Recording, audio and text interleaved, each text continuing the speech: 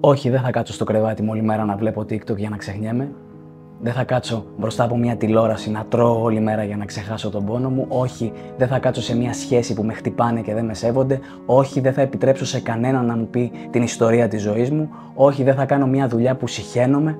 Όχι, μαμά, δεν θα γίνω αυτό που θα ήθελες. Όχι, μπαμπά, δεν θα μιλήσω έτσι όπως θα έπρεπε ή έτσι όπως μου έμαθες. Όχι, άνθρωπέ μου, δεν θα προσποιηθώ αυτό που θα ήθελες να είμαι. Σήκω πάνω, καλό μου. Τι κάνεις εκεί κάτω?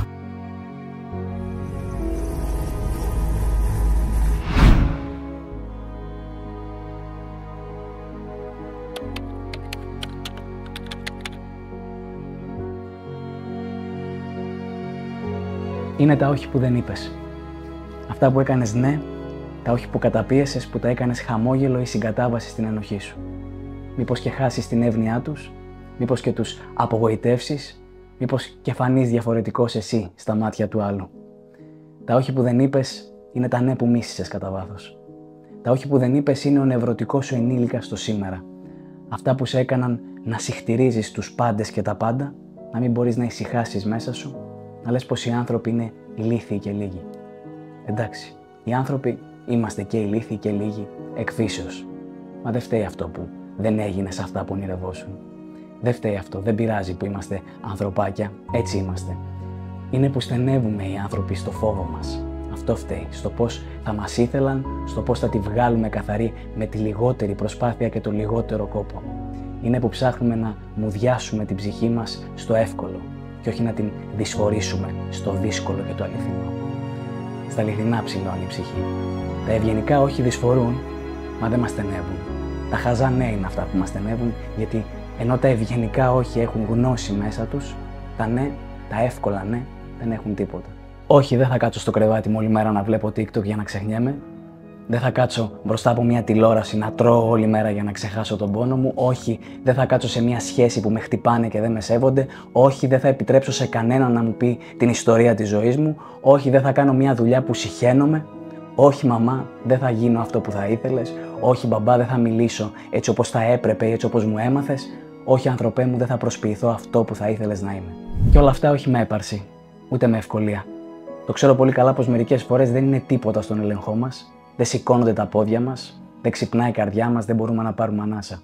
Και δεν πειράζει. Όλα αυτά στα λέω για να βάλω ένα λιθαράκι στο ξύπνημα το δικό σου.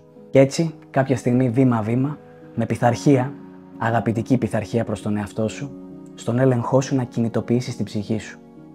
Όσο χρόνο κι αν πάρει και όσο κι αν πονέσει, μην μπερδεύεσαι.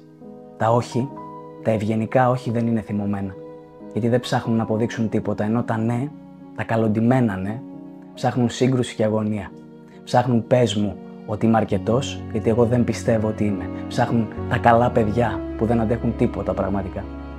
Τα ευγενικά τα όχι στον εαυτό μας, τώρα που είμαστε ενήλικες, χωρίς να δικαιολογηθούμε για τα μαύρα μας τα χάλια που τα περάσαμε και τα περνούμε, αυτά τα όχι είναι που χρειάζεσαι. Και αυτά τα όχι χρειάζονται πολύ πίστη. Και η πίστη είναι δεξιότητα. Η πίστη απαιτεί τόση πολλή ανάπτυξη ψυχικά. Είναι δύσκολο να πιστεύεις πράγματα που δεν βλέπεις στο παρόν σου και δεν είναι εύκολα προσβάσιμα. Είναι δύσκολο όταν είσαι υπέρβαρος ή πολύ αδύνατος να πιστέψεις ότι μπορείς να γίνεις υγιής, όταν είσαι φτωχός από τις γενιές και τις γενιές πίσω σου ότι μπορείς να γίνεις πλούσιος χωρίς να χρησιμοποιήσεις τα κακά μέσα. Είναι δύσκολο να πιστέψεις όταν η μαμά σου δουλεύει 10 ώρες τη μέρα ή κάνει 2 δουλειές και την υποτιμούν παντού ότι μπορείς εσύ να της προσφέρεις τα πάντα μέσα σε λίγα χρόνια. Αλλά αν κάτσεις εκεί και κάνεις μια κουβέντα με τον εαυτό σου καθαρά, θα πιστέψεις πως όλα τα πράγματα είναι πιθανά γιατί μπορείς να τα επενδύσεις εσύ πρώτα στον εαυτό σου και να τα προσπαθήσεις εσύ πρώτα. Όσες φορές και αν πέσεις, τόσες θα σηκωθείς και θα ξαναπροσπαθήσεις χωρίς να γκρινιάξεις. Αντί να τα πνίξεις πάλι μέσα σε οκνηρία, σε ναρκωτικά, σε φαγητό, σε εξαρτήσεις παντός τύπου, σε σχέσεις εξαρτητικές, σε βία, σε υπερανάλυση, σε θυματοποίηση, σε οτιδήποτε τέλος πάντων αντιπροσωπεύει όλο το κακό σε αυτόν τον κόσμο. Όλα ξεκινούν από εδώ. Γιατί ζεις εδώ, σε αυτόν τον κόσμο, όχι στην κόλαση της Αφρικής, όχι στον πόλεμο της Συρίας. Πες λοιπόν ένα ευχαριστώ και ξύπνα την καρδιά σου. Γιατί αν αλλάξει ο κόσμος, θα αλλάξει από αυτό. Είσαι εδώ και έχεις τον έλεγχο. Και είσαι τυχερός, μ' ακούς? Το τιμόνι της ζωής σου είναι τα αληθινά σου. Τα αληθινά σου όχι. Μέσα στο μυαλό σου, στις συμπεριφορές που διαλέγεις και μέσα στις δυσκολίες σου. Και αν δεν μπορείς να ελέγξεις το μυαλό σου, κάποιος άλλος θα το κάνει για σένα. Και οι άνθρωποι που ξέρουν πώς να ελέγχουν το μυαλό των άλλων.